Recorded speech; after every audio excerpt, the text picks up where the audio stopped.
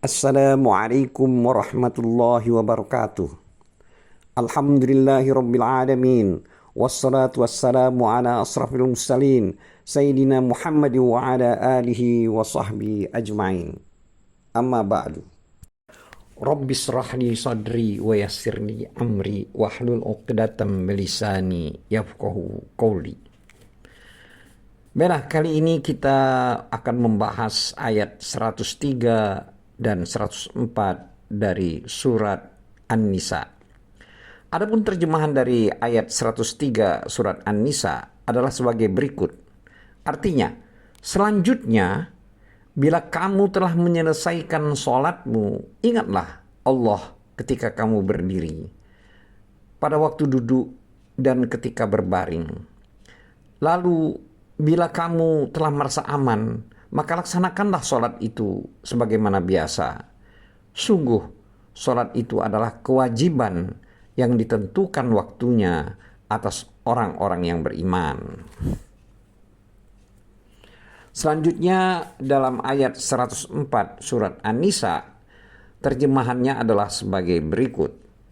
Artinya, dan janganlah kamu berhati lemah dalam mengejar mereka, musuhmu. Jika kamu menderita kesakitan, maka ketahuilah mereka pun menderita kesakitan pula.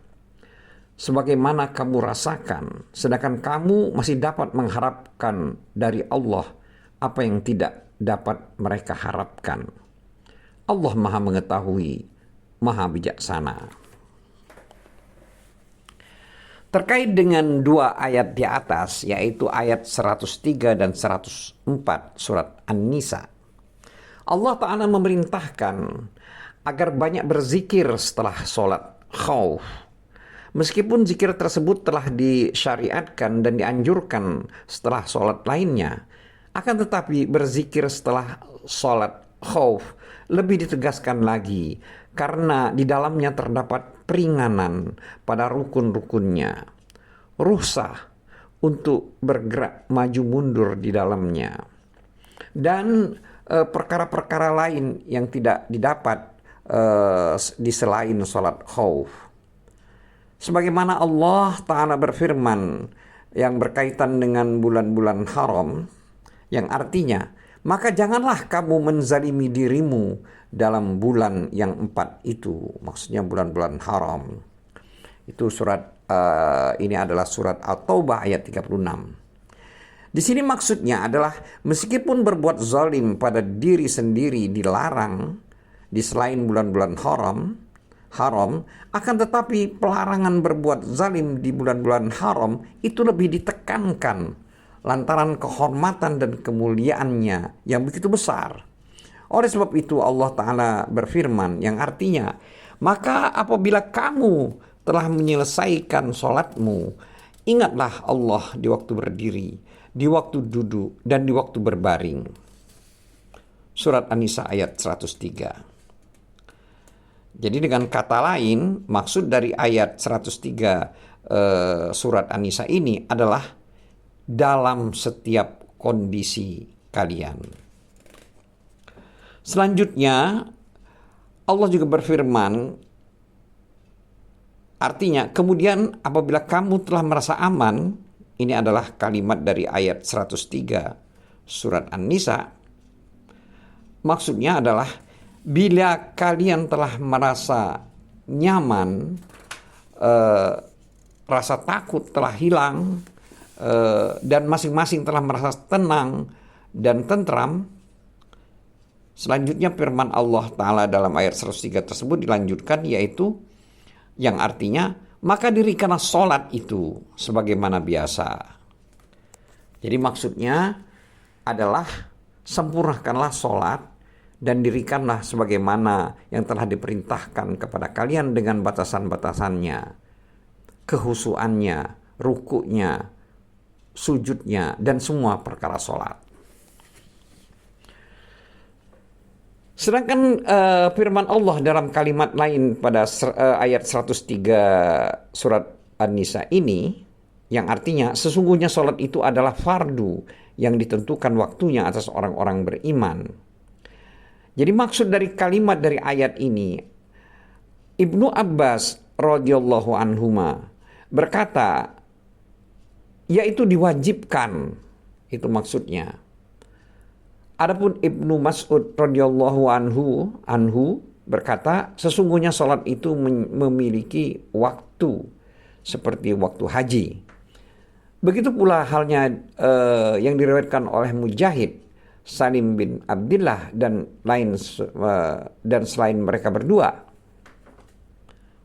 Kemudian Zaid bin Aslam rahimahullah, mereka berkata berkaitan dengan firman Allah Ta'ala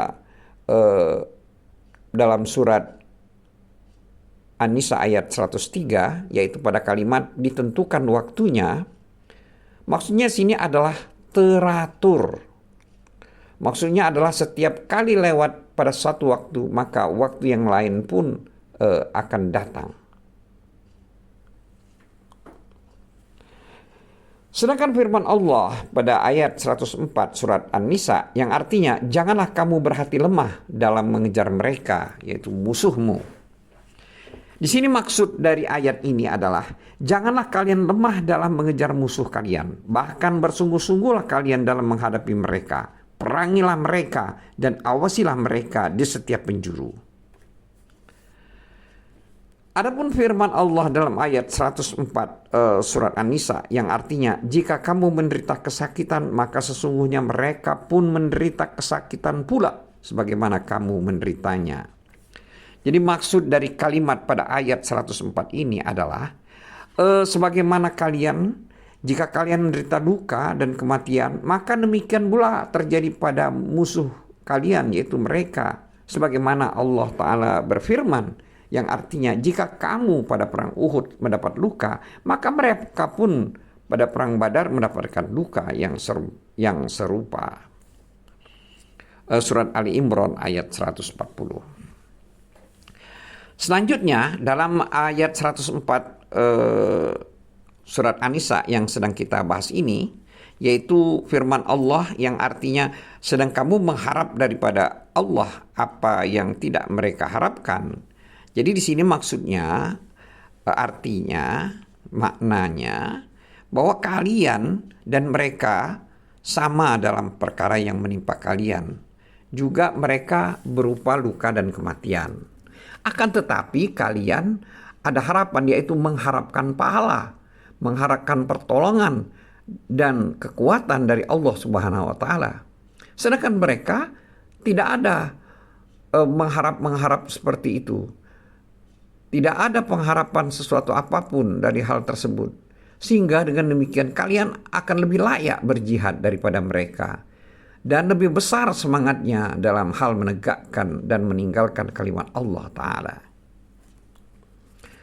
Adapun firman Allah pada ayat 104 surat An-Nisa yang artinya dan adalah Allah Maha mengetahui lagi Maha bijaksana, itu maksudnya adalah Allah Maha mengetahui dan Maha bijaksana dalam segala perkara yang Dia takdirkan dan Dia tentukan.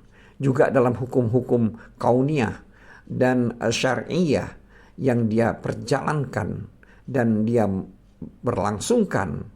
Dan Allah Ta'ala Maha terpuji atas segala kondisi. Wallahu a'lam bissawab. Wabillahi taufiq wal hidayah. Wassalamualaikum warahmatullahi wabarakatuh.